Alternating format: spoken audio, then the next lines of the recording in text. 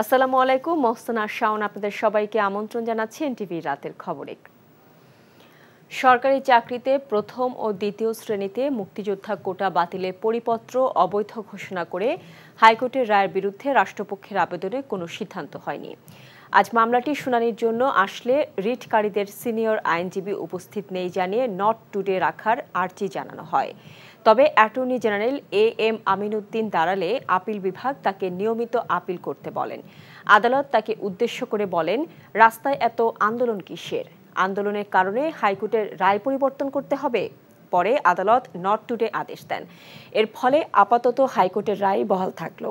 এর আগে সরকারি চাকরি প্রথম ও দ্বিতীয় শ্রেণীতে মুক্তিযোদ্ধা কোটা বাতিল করে জারি করা পরিপত্র অবৈধ ঘোষণা করে গত ৫ জুন রায় দেয় হাইকোর্ট। পরে হাইকোর্টের রায় স্থগিত চেয়ে আবেদন করে রাষ্ট্রপক্ষ। তবে চেম্বার বিচারপতি এম ইনায়েতুর রহিম ৯ জুন রাষ্ট্রপক্ষের আবেদন শুনানির জন্য ৪ জুলাই দিন ঠিক করে দেন। এদিকে কোটা বহাল রেখে হাইকোর্টের রায়ের পর থেকে সারা দেশে আন্দোলন করছেন দেশের বিভিন্ন বিশ্ববিদ্যালয়ের শিক্ষার্থীরা।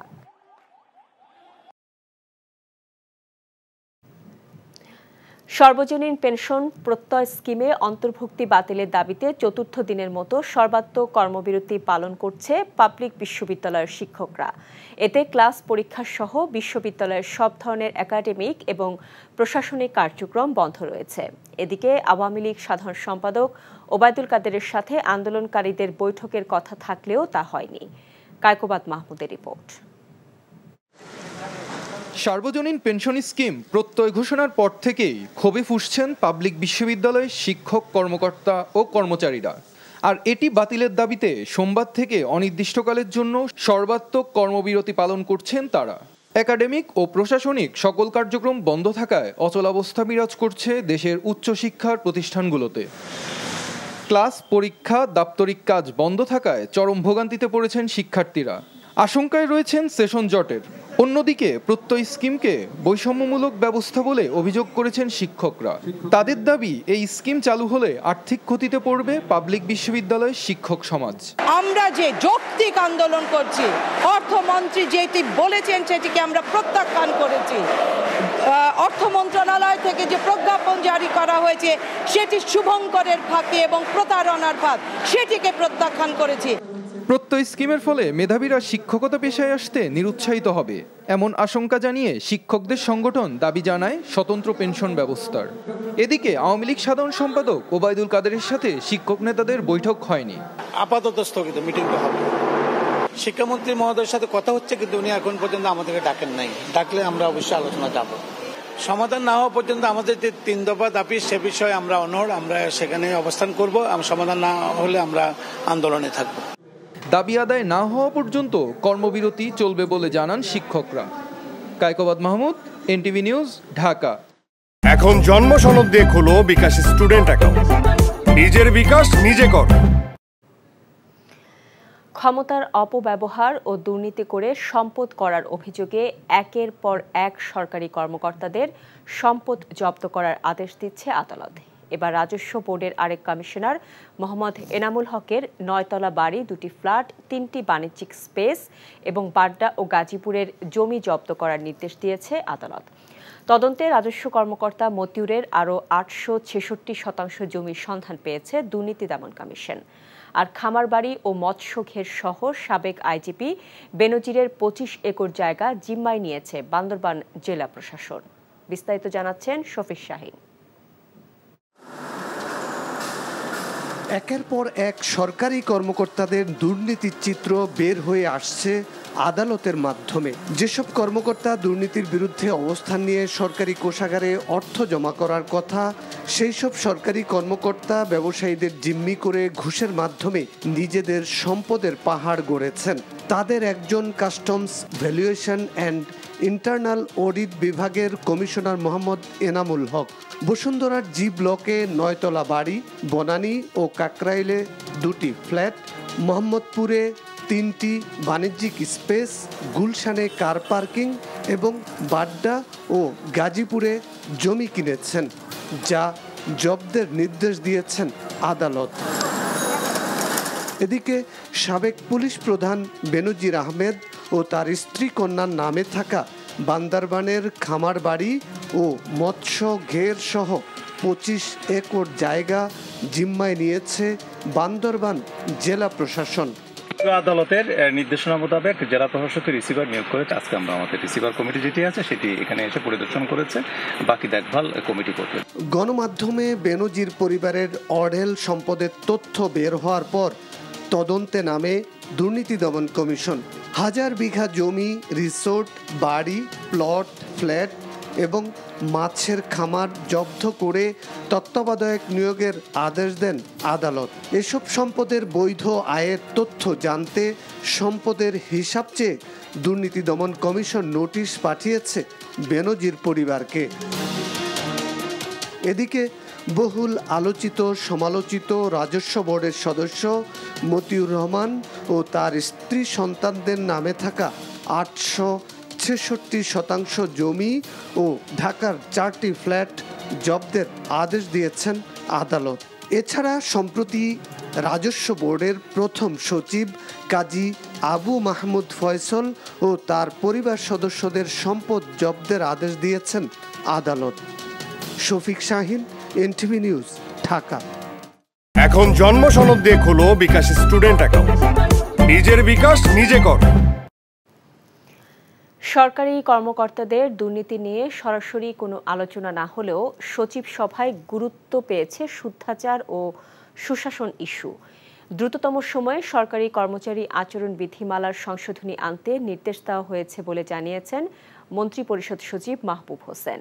বিকেলে সচিবালয়ের বৈঠক শেষে মন্ত্রিপরিষদ সচিব বলেন, বাজেট বাস্তবায়ন ও সরকারের নির্বাচনী ইশতেহার ও প্রধানমন্ত্রীর বিভিন্ন নির্দেশনা নিয়েও আলোচনা হয়েছে। বলেন, শুদ্ধাচার নীতিমালা আছে, সেটি আপডেট করার চিন্তা চলছে। এছাড়া আচরণবিধি আপডেটের অগ্রগতির বিষয়ে তথ্য নেওয়া হয়েছে। এটি শিগগিরই চূড়ান্ত হবে। পাশাপাশি তৃণমূলের সরকারি সেবা যেন ঠিকমতো দেওয়া হয় তা জোরালোভাবে সচিবদের মনিটর করার নির্দেশ দিয়েছেন মন্ত্রিপরিষদ সচিব। প্রশ্নের জবাবে বলেন, 2-1 জনের অপকর্ম নিয়ে আলোচনা করতে এই সচিব সভা ডাকা হয়নি।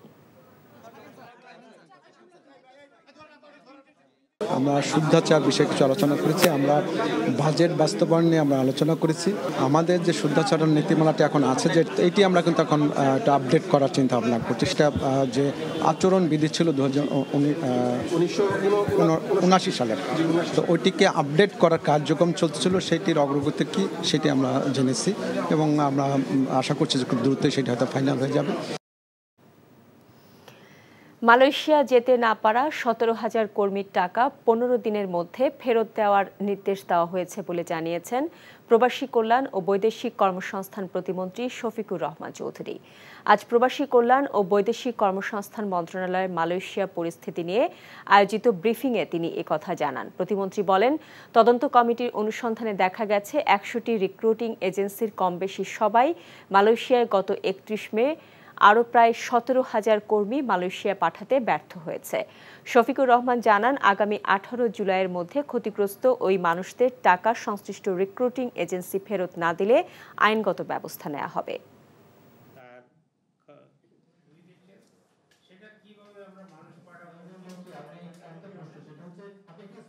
যে যত টাকা দিয়েছে তাদের টাকা রিটার্ন দিবে, তারা এগ্রি করেছে। সেটা যখন এগ্রি করেছে তারা 15 দিনের ভিতরে দিবে।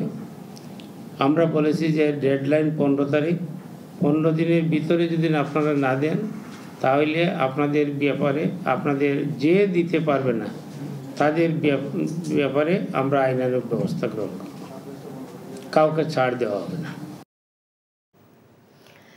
যারা গণতান্ত্রিক পন্থার ব্যত্যয় ঘটাতে সন্ত্রাস সহিংসতাকে উস্কে দেওয়ার পায়তারা করবে তাদের বিরুদ্ধে কঠোর পদক্ষেপ গ্রহণ করা হবে বলে জানিয়েছেন আওয়ামী লীগ সাধারণ সম্পাদক ওবায়দুল কাদের। আজ গণমাধ্যমে পাঠানো এক লিখিত বিবৃতিতে তিনি একথা জানান। বিএনপি চেয়ারপারসন বেগম খালেদা জিয়ার মুক্তির বিষয়টি পুরোপুরি আইনগত বিষয় বলে উল্লেখ করে কাদের বলেন, বিএনপি বিষয়টি আইনগতভাবে মোকাবেলা না করে এটিকে রাজনৈতিক ইস্যু বানানোর অপচেষ্টা করছে। বিএনপি ও তার দোসররা দেশের গণতান্ত্রিক ও সাংবিধানিক প্রক্রিয়াকে সবসময় বাধাগ্রস্ত করার জন্য তৎপর থেকেছে বলেও অভিযোগ করেন তিনি। এই অবস্থান তারা যতদিন পরিবর্তন না করবে ততদিন বাংলাদেশের গণতান্ত্রিক রাজনীতিতে বিরাজমান সংকটের সমাধান দূর হবে না বলেও উল্লেখ করেন আওয়ামী লীগ সাধারণ সম্পাদক। সরকার ভারতের সাথে অসম চুক্তি করেছে যা দেশের স্বার্থবিরোধী বলে অভিযোগ করেছেন নাগরিক ঐক্যের সভাপতি মাহমুদুর রহমান মান্না। বিরোধী দলীয় সাবেক চিফ হুইপ জয়নুল আবদিন ফারুকের ওপর পুলিশি হামলার 14 বছর উপলক্ষে জাতীয় প্রেস ক্লাবের সামনে এক প্রতিবাদ সভায় একথা বলেন তিনি। বলেন, ট্রানজিটের নামে ভারতকে করিডোর দেয়া হয়েছে যা দেশের নিরাপত্তার জন্য হুমকি হয়ে দাঁড়াতে পারে। সমঝোতাকে চুক্তিতে পরিণত না করার আহ্বান জানান তিনি। বিএনপি চেয়ারপারসনের উপদেষ্টা সৈয়দ মোয়াজ্জেম হোসেন আলাল বলেন, চুক্তি সমঝোতা নিয়ে সরকারের তরফ থেকে ভুল ব্যাখ্যা ও মিথ্যাচার করা হচ্ছে।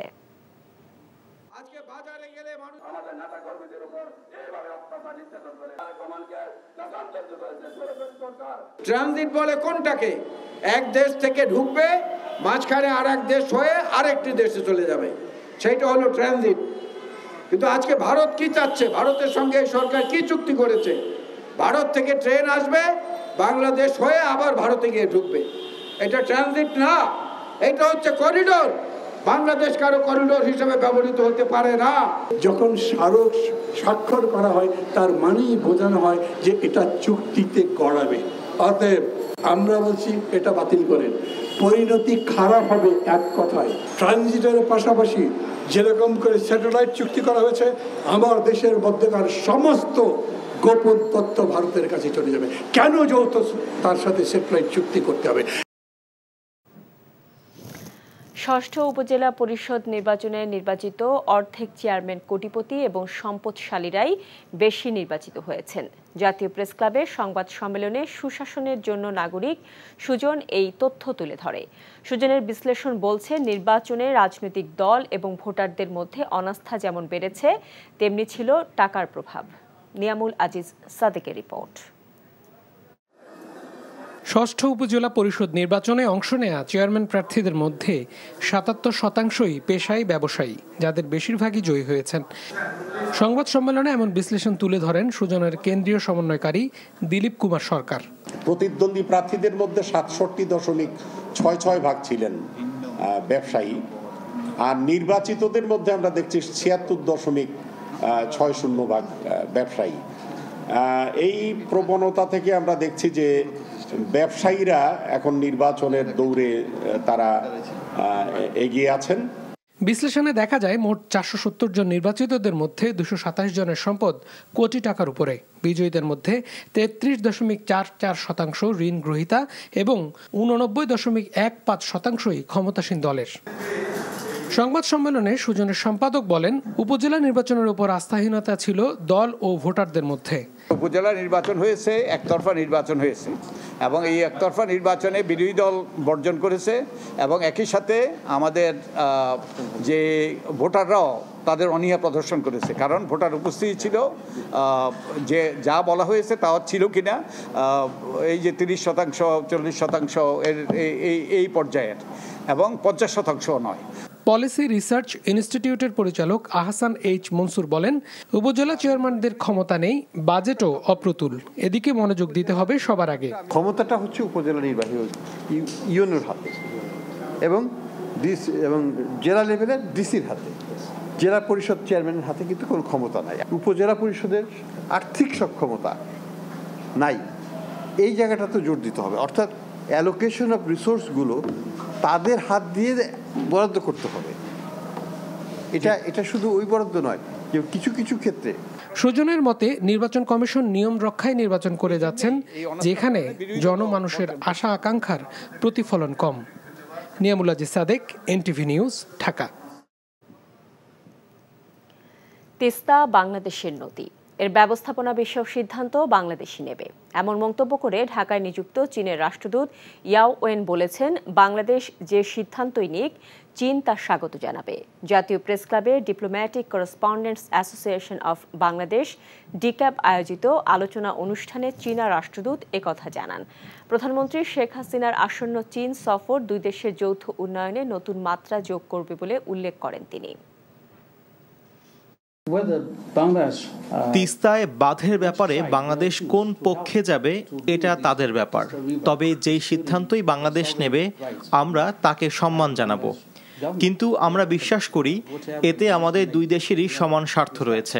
প্রধানমন্ত্রী শেখ হাসিনার চীন সফরে যুগান্তকারী কিছু চুক্তি দুই দেশের ভেতর হবে, যা চীন ও বাংলাদেশের যৌথ উন্নয়নকে ত্বরান্বিত করবে। বাংলাদেশের রিজার্ভ সংকট উত্তরণেও চীন সহযোগিতা করতে আগ্রহী। এমপি আজিম হত্যার জন্য চাপাতি দড়ি সহ বিভিন্ন জিনিস কিনেছে গ্রেফতারকৃত ফয়সাল এবং মোস্তাফিজ। হত্যায় সরাসরি জড়িত থাকার কথাও তারা স্বীকার করেছে বলে জানিয়েছেন অতিরিক্ত পুলিশ কমিশনার হারুনুর রশিদ। ফয়সাল যে কাজটি করেছেন, যে 13 তারিখ গোপালবাবুর বাসা থেকে বের হওয়ার পরে তাকে লাল গাড়িতে করে নিয়ে আসা, শিমুলপুরের কাছে পৌঁছে দেওয়া, তারপরে যে শাহিনীর যে পিএস পিন্টুর কাছ থেকে ক্লু ফর্মটা শ্যামের মাধ্যমে রিসিভ করে বাসায় নিয়ে যাওয়া, তারপরে চাপাতি বাসায় নিয়ে যাওয়া, তারপরে ওই যে চেয়ারের মধ্যে বেঁধেছিল সেই চেয়ারটাও সিএমের কাছ থেকে ওই সঞ্জীবনে নিয়ে যায়। সবগুলি কাজে কিন্তু এই বাসা থেকে মুস্তাফিজ, ফয়সাল শাহজি এবং জিয়াদ তালুকদার তারা কিন্তু ওই বাসায় থেকে তারা এই হত্যাকাণ্ডটি সংঘটিত করেছে। প্রধানমন্ত্রী শেখ হাসিনার চীন সফরে মহেশখালী থেকে আরেকটি গ্যাস পাইপলাইন, 2টি FSRU কেনা সহ বিদ্যুৎ খাতে 6টি প্রকল্পে $1 বিলিয়ন অর্থ সহযোগিতা পাবার বিষয়ে কাজ চলছে বলে জানিয়েছেন বিদ্যুৎ ও জ্বালানি প্রতিমন্ত্রী নসরুল হামিদ। দুপুরে সচিবালয়ের সংবাদ সম্মেলনে এসব বলেন তিনি। এছাড়া নবায়নযোগ্য জ্বালানি থেকে উৎপাদিত 40 মেগাওয়াট বিদ্যুৎ পেতে আগামী মাসে নেপালের সাথে চুক্তি হবে বলেও মন্ত্রী জানান। ডলারের দাম স্থিতিশীল থাকলে পরিকল্পনা মতো গ্যাস ও বিদ্যুৎ খাতে অনেক কিছু করা সম্ভব বলে এক প্রশ্নের জবাবে প্রতিমন্ত্রী জানান। এ মাসে 15 থেকে 16 তারিখের মধ্যে গ্যাস ও 3 থেকে 4 দিনের মধ্যে বিদ্যুৎ পরিস্থিতির উন্নতি হবে বলেও জানান নসরুল হামিদ। আরেক প্রশ্নের জবাবে প্রতিমন্ত্রী জানান, বছরে 4 বার বিদ্যুৎ আর প্রতি মাসে গ্যাসের দাম সমন্বয় করা হবে।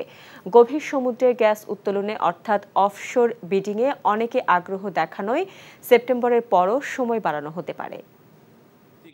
প্যারালালি আরেকটা গ্যাসের পাইপলাইন নিয়ে আসার জন্য এই প্রজেক্টটা আমরা G2G করার জন্য আমরা প্রপোজ করেছি এবং এটার অর্থের সহযোগিতা আমরা চেয়েছি। বিষয়টা আমাদের যে FSRU এখন আছে, আমরা আরও 2টি FSRU এখানে করার জন্য, এবং বিদ্যুতের ক্ষেত্রে প্রায় 6টি প্রকল্প দেওয়া হয়েছে। সেই প্রকল্পের মধ্যে বেশ কিছু প্রকল্প আছে, ট্রান্সমিশনই সবগুলো। আদালত অবমাননার অভিযোগে প্রবাসী সাংবাদিক কনক সারোয়ার ও আইনজীবী মহসিন রশিদকে 21শে জুলাই আদালতে হাজির হওয়ার নির্দেশ দিয়েছে আপিল বিভাগ। প্রধান বিচারপতি ওবায়দুল হাসানের নেতৃত্বাধীন পূর্ণাঙ্গ বেঞ্চ আজ এই আদেশ দেন। একই সাথে এই সময়ের মধ্যে মহসিন রশিদ সুপ্রিম কোর্টের কোনো বিভাগে মামলা পরিচালনা করতে পারবেন না বলেও আদেশে বলা হয়েছে। এছাড়া অভিযোগ আসা টকশোর ভিডিও কন্টেন্টটি সামাজিক যোগাযোগ মাধ্যম থেকে অপসারণ করতে বিটিআরসিকে নির্দেশ দিয়েছে আদালত। মানবতা বিরোধী অপরাধের দায়ে বাংলাদেশে আন্তর্জাতিক অপরাধ ট্রাইব্যুনালে দণ্ডপ্রাপ্ত চৌধুরী মঈনুদ্দিনকে যুক্তরাজ্যের সাবেক স্বরাষ্ট্রমন্ত্রী প্যাটেলের বিরুদ্ধে মানহানির মামলা করার সুযোগ দিয়েছে সেদেশের সুপ্রিম কোর্ট। সেই রায় নিয়ে টকশো করেন কনক সারোয়ার এবং আইনজীবী মহসিন রশিদ। সেখানে দেশের বিচার ব্যবস্থা নিয়ে অবমাননাকর বক্তব্য রাখার অভিযোগ ওঠে। নানা আয়োজনে সারা দেশে উদযাপিত হয়েছে এনটিভির প্রতিষ্ঠা বার্ষিক। সব শ্রেণী পেশার মানুষ শুভেচ্ছা ও অভিনন্দন জানিয়েছেন দর্শক নন্দিত চ্যানেলটিকে। তাদের আশা, এনটিভি তার বস্তুনিষ্ঠতা ধরে রাখবে, কথা বলবে দেশ ও জনগণের কল্যাণে। বিস্তারিত জীবন আহমেদের ডেস্ক রিপোর্টে।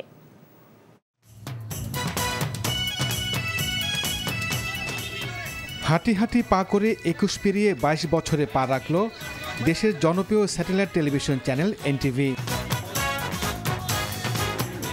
বস্তুনিষ্ঠ সংবাদ ও মানসম্পন্ন অনুষ্ঠান করায় সবসময় দর্শকদের আস্থা কুড়িয়েছে চ্যানেলটি। চট্টগ্রামে নানা কর্মসূচির মধ্য দিয়ে পালিত হয়েছে এনটিভির প্রতিষ্ঠা বার্ষিক। নগরীর প্রেস ক্লাব মিলনায়তনে অনুষ্ঠানে city mayor M Rezaul Karim, জেলা পরিষদের চেয়ারম্যান সহ বিশিষ্ট জনেরা উপস্থিত ছিলেন। 22 বছর টিকি থাকাটা খুব চ্যালেঞ্জের ব্যাপার। এমটিভি সেই চ্যালেঞ্জকে মোকাবেলা করেই আজকের এই অবস্থানে। কেক কাটা আলোচনা সভার মধ্য দিয়ে বরিশালে পালিত হয়েছে এনটিভির প্রতিষ্ঠা বার্ষিক। প্রশাসনের ঊর্ধ্বতন কর্মকর্তা ছাড়াও নানা শ্রেণী পেশার মানুষ প্রতিষ্ঠাবার্ষিকীতে শুভেচ্ছা জানান। সাভারে নানা আয়োজনে উদযাপিত হয়েছে এনটিভির প্রতিষ্ঠাবার্ষিক। সাভার সিটিজেন ক্লাবে আলোচনা সভায় ঢাকা জেলা আওয়ামী লীগ সভাপতি বীর মুক্তিযোদ্ধা বেনজির আহমেদ, সাবেক দুর্যোগ প্রতিমন্ত্রী ডাক্তার এনামুর রহমান উপস্থিত ছিলেন। বস্তুনিষ্ঠ সংবাদ প্রকাশ করায় এনটিভির ভূয়সী প্রশংসা করেন অতিথিরা। 22 বছর পদার্পণ করেছে। আমি আমার ধামরাইবাসীর পক্ষ থেকে স্বরাষ্ট্র মন্ত্রণালয় সংসদীয় স্থায়ী কমিটির পক্ষ থেকে আমি ধন্যবাদ জানাই। নারায়ণগঞ্জে কেক কাটা আলোচনা সভার মধ্য দিয়ে পালিত হয়েছে প্রতিষ্ঠাবার্ষিক। বক্তারা দেশ ও জাতির কল্যাণে এনটিভির আরও অগ্রণী ভূমিকা পালনের আহ্বান জানান।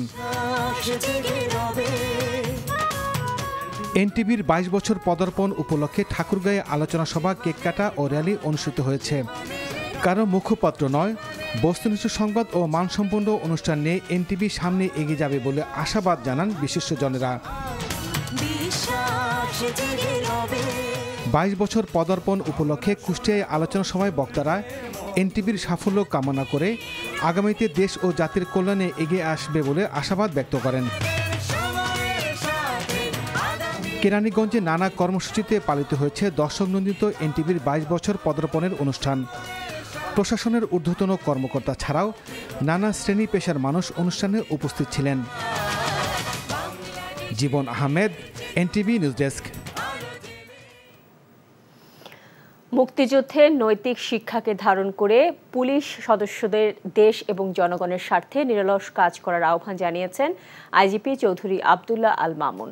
রাজারবাগ পুলিশ লাইন্সে সাবেক আইজিপি বীর মুক্তিযোদ্ধা আব্দুল খালেক আর্ট গ্যালারি ও চিত্রকর্ম প্রদর্শনী উদ্বোধন করে তিনি বলেন, মুক্তিযুদ্ধে পুলিশের বীরত্ব গাথার ইতিহাস নতুন প্রজন্মের কাছে তুলে ধরতে হবে।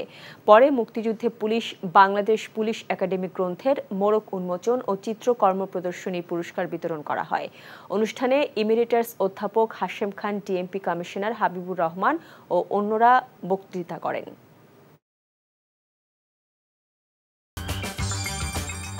এই ছিল রাতের খবরে। এই খবরের ভিডিও সহ আপডেট জানতে ভিজিট করুন এনটিভি অনলাইন www.ntvbd.com। এছাড়াও এনটিভি জনপ্রিয় সব অনুষ্ঠান ও খবরের আপডেট জানতে ভিজিট করুন আমাদের ইউটিউব ও ভেরিফাইড ফেসবুক পেজ। রাত 1টায় মধ্যরাতের খবর দেখার আমন্ত্রণ রইল। এতক্ষণ সাথে থাকার জন্য সবাইকে ধন্যবাদ।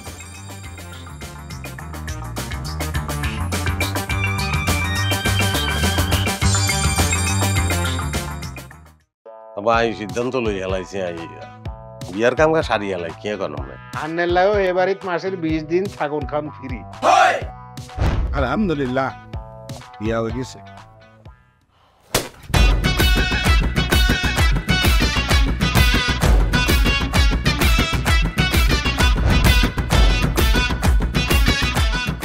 জীবনে কোনোদিন হুইনছেন লাউ আর কচুলই পোলার হোর বাড়িত কেউ গেছে আর কথার বাইরে যদি এক পা আপনি যান আই আন্নেরে সুজা তালাক দি দিমু, বুঝছেন নি ভাইয়া? কিছু টিয়া পয়সা দেন, কামর দে আরে খাই পেলা, লবণ দিয়ে আরে খাই পেলা। আই চাই না আর জামাই ঘর জামাই থাক, আন্নে আমারে আন্নেকো বাড়িতে লই চলেন। হায় আল্লাহ রে, কাশেম কাশেম আমনেরে বহায় বহায় খাওয়াইতে পারতাম না, আমি কাম করি খান। এরে কাম করছি নি খেতে কোনোদিন নাই। আচ্ছা আর জীবনটা লই তুই এরকম চিনিমিনি কিল্লেই কিল্লি। তুই কি আর হোলারে বিয়ে দি ওর বাড়িতে আড়াইছ না জেল খানা ঢুকেছিস? অন আরে তো ওই বাড়িতে একবার যাইতে হতে না কিল্লে।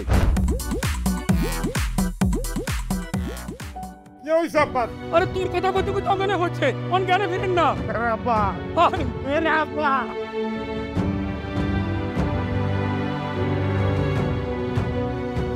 ওরে আর ডঙ্গের কথা রে, আমরা বলি স্বামী স্ত্রী, শুনেন আন্নে আর কাগজের স্বামী, মনে প্রাণে ন। সরি আন্নে কালকে হল আইগারে এতিমের লাইন হারাইতে চলে গেছেন, এত রান্না টিয়া হয়েছে ক্যাশ কিচ্ছু দিয়ে যান না। আর আব্বুল্লাহকে একবেলা কথা কইছেন না হাইলে কলজে হাঁড়ি পড়ি যাই ভাই। ব্যাকের লই মিলিমিশি কেন থাকুন যায়, কেমনে শান্তিতে থাকুন যায়, বাইসের কোনো দিন এমনি। তুই ঠিকই কইছিস বাজে, ঠিকই কইছিস। তুই আয়সার লোকে করি আয় আর কোনো দিকে চাইবার সুযোগ হয় না। কোনোদিন ভাবিও না। অথচ মানুষ এই দুনিয়ায় বাঁচতে গেলে আরো যে মানুষ লাগে সেটা তো আমি জানতাম না। এখন জন্ম সনদ দিয়ে খোলো বিকাশ স্টুডেন্ট অ্যাকাউন্ট। নিজের বিকাশ নিজে কর।